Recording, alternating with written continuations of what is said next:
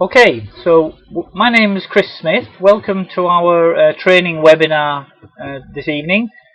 As you can see from the screen there, this evening we're covering supporting your new team members. So hopefully if you're a new team leader and you've got some new team members, this will be very relevant to you. And if you haven't yet started team building, then hopefully this will give you a great kind of bit of foundation, I guess, so that you're prepared when you do start team building. And if you're an old hound like John, then I hope you can send me some good feedback and tell me what changes I should make.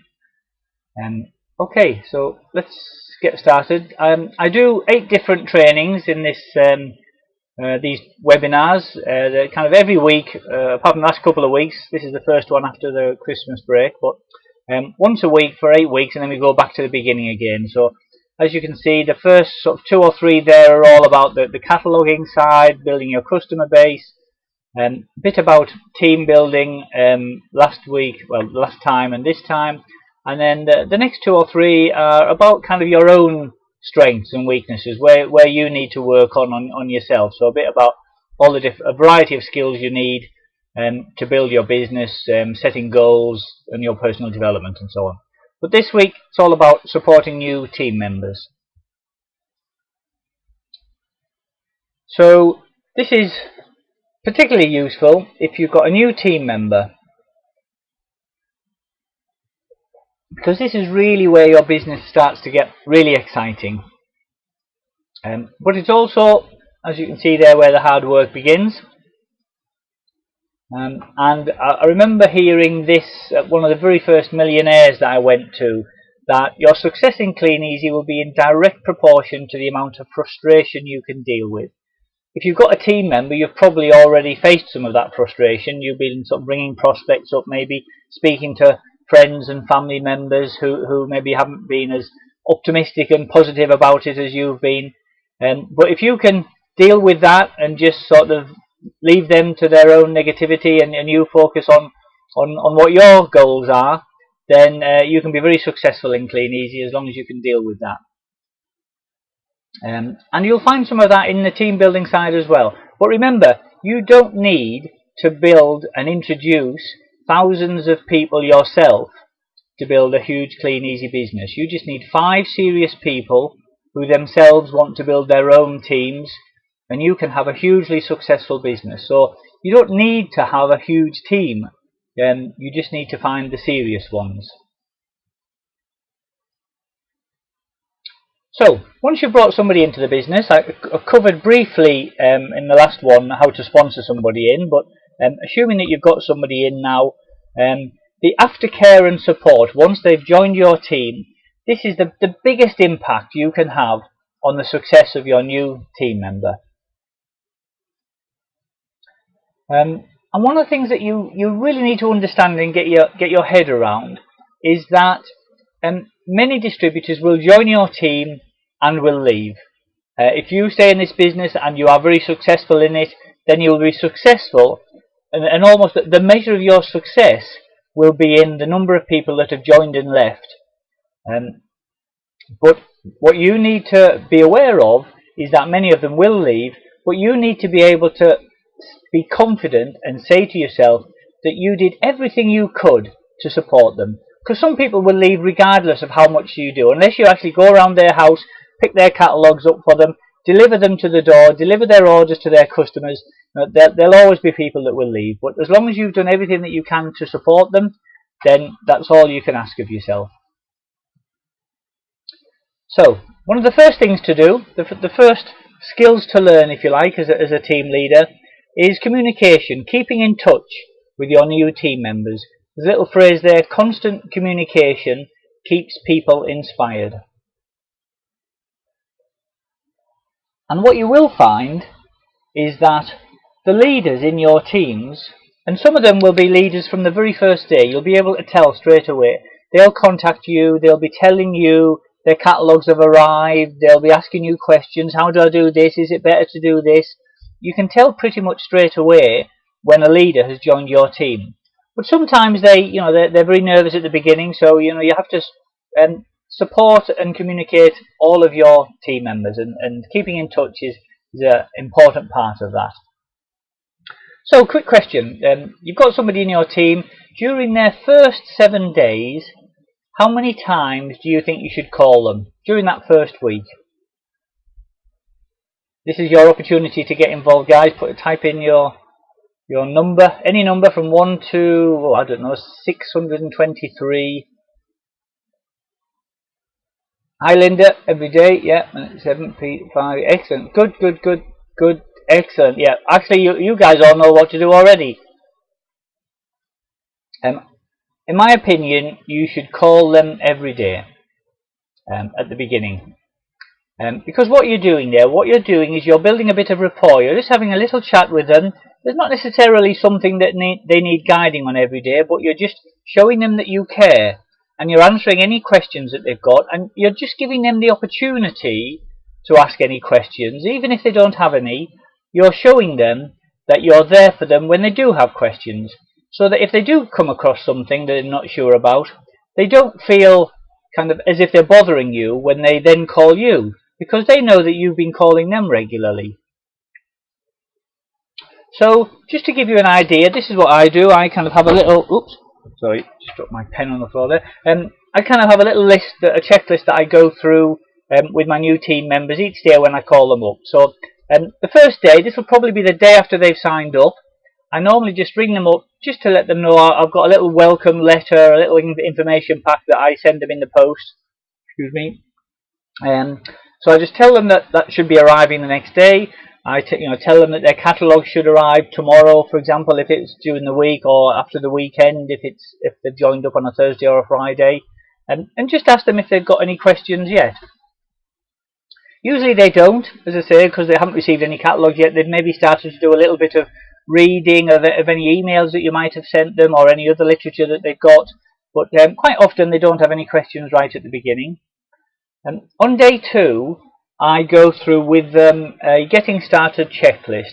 In the information pack, the welcome letter that I post to them, I've just got a little getting started checklist that just talks about what are their first goals, what are their reasons for joining Kleeneze, what are they aiming to get out of it at the beginning. Because it's important that you know that, and also it's important that they think about it. Quite often people will join Kleeneze and actually they don't really know what they want. They kind of want a bit more money, but they're not really sure how many hours it's going to take them or how much they'll be able to earn in those hours, because they know next to nothing about the business at this point. So one of the things I always go through is just to have an idea of what they're hoping to earn, how many hours they can commit to it, and so on, just to make sure that their expectations are realistic. On day 3, I'll give them a quick call, and normally that's just about, has everything arrived okay? Have the catalogues arrived? They should have received a letter from head office.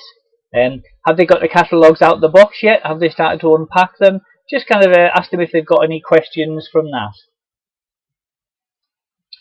And then from that point on, it's really just kind of, how is it going? Have you sort of decided where you're going to deliver your catalogues? Have you delivered your catalogues yet? And whatever progress they've made, this is a great time to congratulate them, just to encourage them.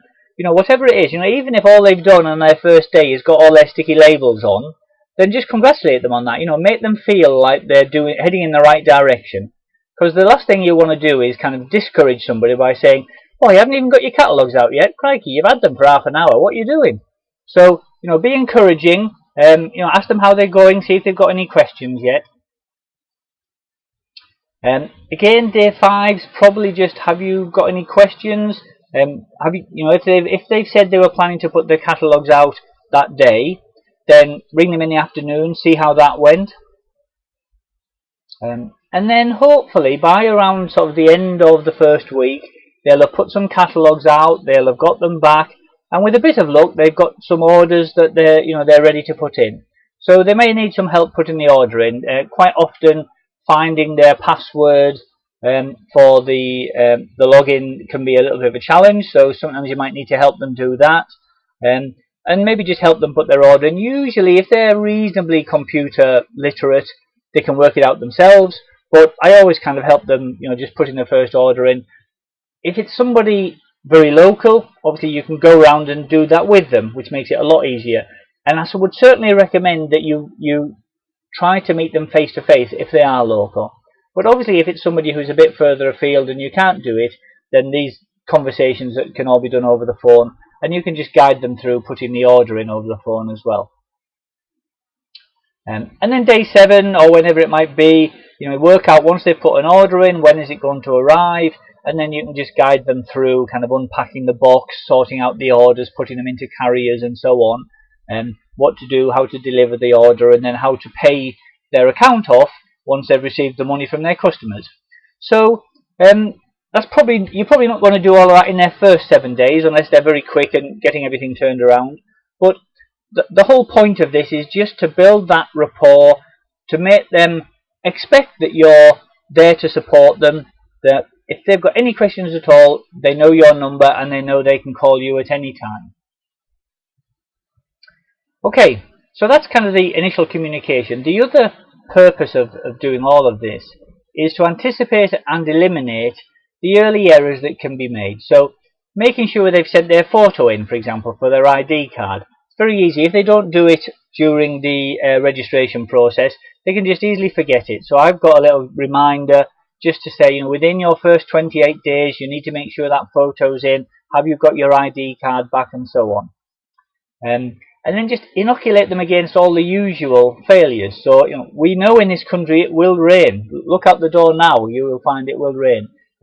You will have good pickups and you will have bad pickups. You will come across some grumpy people. So you need to prepare them for this. If you tell them, oh, you'll be fine, it's always dry and you'll get lots of orders and you only ever meet nice people, that may be how it seems to you when you've got your customer base, because that's what we do have. We all have our lovely customers that we're delivering to.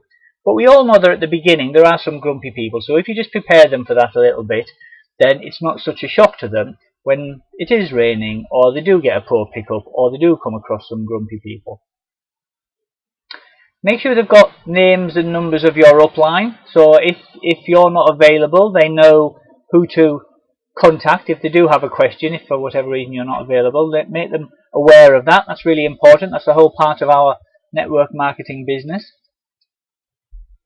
Make sure they're aware of the dates of your next local open evening as well. If you're not meeting them face to face at the beginning, then you really need to get them to your local meeting so you can meet them. You can sort of introduce them to other people, make them feel part of this bigger group of Kleeneze, not just them on their own with you at the end of a phone. Then start to go through some of the steps towards building their customer base so they understand about going back, using the 6x4 system if that's what you're following, going back however many times, once every 4 weeks and so on, to build that customer base. And just kind of talking to them regularly, when the kit arrives, after their first drop, after their first pickup and so on. So these are all opportunities for you to ask how things are going and to eliminate any mistakes very quickly before they start to get to a point when they're discouraging for the new team member. Okay, so what else to do with your team? Well, the first thing is to, as I was saying a little while ago, it's really useful to understand what they're looking for out of their business. How much are they wanting to earn? And is it realistic? There's an income table that you can get. I know Bids do one. I'm pretty sure there must be one on the DSA. That will just kind of give you an idea of, based on an average of, I think it's £1 a catalogue, how many catalogues do they need to put out in order to earn whatever they would like to earn on a weekly basis. Just on the catalogue side I normally talk about at this stage. I don't kind of try and complicate it by talking about bonuses if they get team members and things. So if someone's coming in and saying, I've just lost my full-time job, I've got a mortgage, I need to be earning £1,000 a month, and I can probably put out about 50 catalogues a week, is that okay? Then you're going to have to kind of make it, set their expectations. If you're really looking to earn £1,000 a month, you need to be able to commit a lot more time to it than their 50 catalogues a week. So as they're doing that, keep track. Make sure that you're aware of how many catalogues they're putting out. Make sure they know as well. Then you can start to explain to them the bonus system. So obviously if they're able to get the catalogues out and get themselves up to 10%, then you can explain that they will get a bonus on top of their 21%. And help them to set their first goals. The first goals should be pretty much the same for everybody. So first off, obviously your 30-day challenge, get a bunch of new catalogues to replace any that you might have lost, and that will really get you a long way towards hitting 10% and getting your first bonus as well. And then the 90-day challenge, obviously the challenge for getting extra team members in. If you can bring team members in within your first 90 days and they start to put orders in, and you get an extra £50 bonus each time somebody does that, that's a great way of boosting your income and also getting them to think about team building as well. So make sure they're aware of their first goals in that area. Okay, so the next important thing is meetings and trainings. I guess you guys are all sort of very familiar with all of this anyway, because you bothered to turn up for this webinar. But make sure you always go to all of your local meetings and trainings and conferences and millionaires and whatever other regional meetings you might have, and show your new team members that they're really important. If you've been in the business for 10 years and you're still going to every meeting and you're still taking notes at every meeting, that shows to your team members how important they are. And the other thing, one of the philosophies that I've got, which is I really believe strongly, is be the leader you seek. And what I mean by that is, if you're kind of thinking, oh, wouldn't it be great if we had somebody to run a webinar in our area, or that we had more team sizzles, or I'd love it if my upline did a bit more of this or a bit more of that. Don't wait for somebody else to do something that you want to help your team. Be your own leader. There's absolutely no reason why you can't run your own webinar, your own little easy reach messages down to your teams, your own little sizzles. You can do all of that and you can become the leader even when you've only got a small team of 1 or 2. If you wait until you've got a large team of 20 or 30 or 50 before you start organising these events, you're never going to get there. So from day one, really, start to be the leader that you're seeking. Okay, I'm not going to go through all this checklist. Basically, I think it's a good idea when you're starting to do some team building to have a list of things that you go through with your new team members, so that you're not having to kind of invent it all from scratch. So you can have a little look through these things yourself, but speak to your upline to find out the things that they use. But things that I do, for example, I make sure I understand what they want from Kleeneze. I add them to my phone, so I've got their telephone number. You don't want to be out and about, want to ring somebody and think, oh crikey, I haven't got their phone number. So go straight on my phone. I send them an email so that they know they've got my email address, and I suggest that they could send copies of the online catalogues to their friends. What else have we got? Make sure that you order the BIDS starter pack for them. If you're in John Hawk in the Buzz group, obviously you can use the BIDS stationery kits, which I always find are absolutely fantastic for new starters. Make sure they all arrive. Make sure that the internet registration email has arrived so they can log on to kleeneze.co.uk and so on. You can kind of see here the sorts of things that I've got in my checklists. Okay, so as a team leader, as you're sort of supporting your new team members as they join, it's important to track your own growth, the growth of your business, and specifically at this stage, it's your PSG, your personal sales group. So in your when you log on to kleeneze.co.uk, then you can go into the group sales analysis. And what I find is a useful thing to do is just each period have a look at how many active distributors you've got. That is people who are placing an order. It's important if you're trying to grow your business that you see the number of active distributors is growing. Also look at how many new distributors you've got coming in. So if you're thinking, oh yeah, the business is growing quite well, I'm quite pleased with that, but actually when you look over the last 3 months you haven't brought any new people in, you might want to check on that, because obviously there is going to be some churn, people will leave. If you're not bringing new people into your PSG, then chances are if it's not growing, it's shrinking, because it's not going to stand still.